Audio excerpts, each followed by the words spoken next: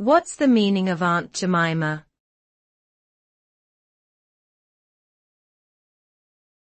Aunt Jemima.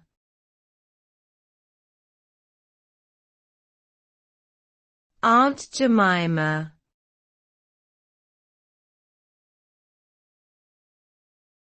Aunt Jemima.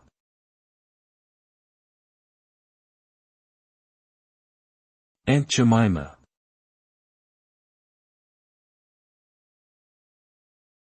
Aunt Jemima is a brand of pancake mix and syrup, often recognized for the image of a smiling African-American woman on its packaging.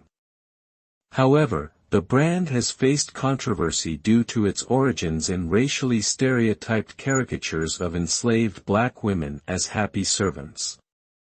In response to criticism, the parent company Quaker Oats announced that they would retire the Aunt Jemima name and imagery in 2020, acknowledging its racist history.